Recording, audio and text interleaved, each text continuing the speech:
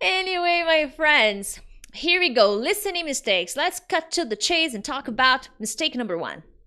Okay, so the first mistake you are probably making, and guys, when I say you are probably making, it's because I don't know you in person, okay? I am talking about this based on my 15 years, maybe more, because I'm not good at mathematics, but I have more than 15 years of experience teaching English learners from all over the world achieve English fluency. I am also a master practitioner of neurolinguistic programming, so I use a lot of strategies to help students learn, and I analyze a lot of different cases.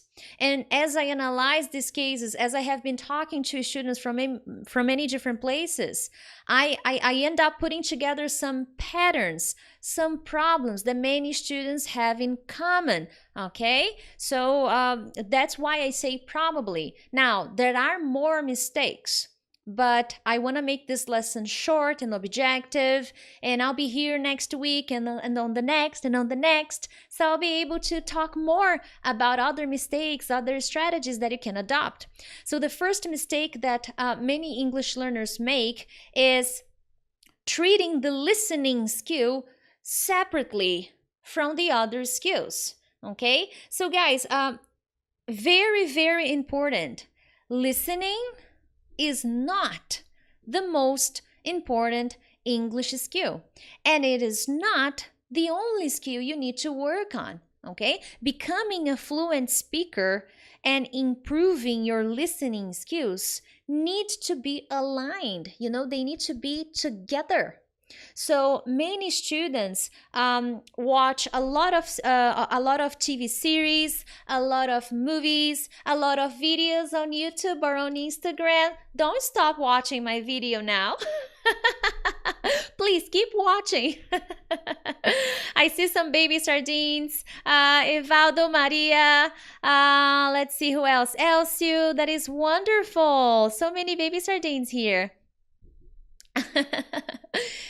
Guys, and when I say that, there is an exaggeration with the listening practice.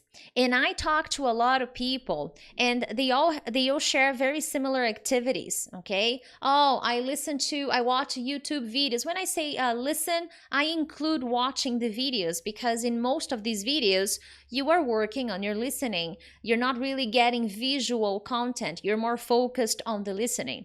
So teacher, I listen to audios in English for about 2 hours a day, 3 hours a day. And then when I ask that student or that friend or that consulting client, okay, how about writing? How much do you write a day? Because if you listen for 2 hours, that should be interesting. You should be writing like crazy, like an hour a day, 2 hours a day, because you're freaking awesome. And then the answer is like, no, I don't. Okay, and I get other scenarios too. All right, some students ignore listening completely and they study grammar only. So I have different cases. Okay, I've worked with many different cases, many different students, different clients, to identify their problems. So if you are addicted to listening, I'm sorry to break it to you, but you're not going to be able to make it. Your listening is not going to improve. And the more you do that, the more frustrated you're going to get. And sharing a personal experience here, as I've been telling you guys for the past year, I've been studying Italian. Last month, I completed 1 year, studying Italian, mostly by myself. And I was talking to a student of mine this morning, and I said, she was telling me about her night routine. She likes to watch my videos. And I said, wow, that's great. I like to watch videos in Italian before I go to sleep as well. And she said, oh, really? Are you improving your listening? And I said, yes, I am. I'm improving. But here's the interesting thing. I don't practice my Italian listening like crazy. I actually have a very, how am I going to put this into simple words? I don't focus too much of my time on listening. As a matter of fact, if I have to be completely honest, I think I listen to Italian things for about 15 minutes every day.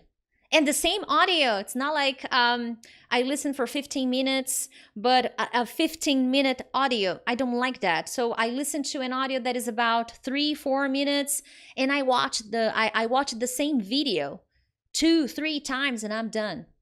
And I combine other activities. It's not just listening. So I don't focus all my time only listening and listening and listening, because that is counterintuitive. So treating your listening separately, and when I also mean that you listen and then you have your study practice, as if they are different things. Hello, they need to be connected. You can be constantly practicing your listening while practicing other skills, while studying. And this is something that you need to start implementing during your routine. So when you study grammar, don't just close, shut your ears and just write down. No, watch something. Describe the thing you watch. Okay, another problem, I don't remember what the next mistake I posted here, but there's also a connection between active studying and passive studying. If you're just receiving information, just receiving, okay, how about explaining what you listen? A very good way to test whether you are being able to understand what you listen is if you can grab a pen. Let's see if I have a pen. I love using things during my lesson. Can you grab a pen, a piece of paper, and write down 2 ideas from the audio you listened? Or do you feel completely lost? Let me go back to Italian again, because it's not perfect. Oh, she's a teacher, so her Italian is amazing. She understands everything. No, I don't. So when I watch a new video, first time, okay, 3-4 minute video, I watch the first time, then I grab my pen and I'm like, I don't remember anything. I didn't understand. Let's do this again. And I listen again. Okay, now I remember a little. Let me do it again. Oh, okay, I remember a little more. Okay, let me do it one more time and then I need to go. And that's my practice for that day.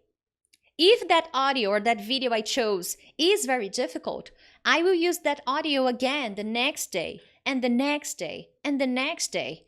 Because the truth is, I don't need many audios in English. I need to be persistent. Okay, I need to have a good habit of sitting down and testing my knowledge. I don't need to be separate. And you see, like I explain, I try to bring that conversation, that audio, that explanation to my life. And it's connected to something I enjoy. I do not waste my time watching things that I don't like. It has to be connected to something I am interested in.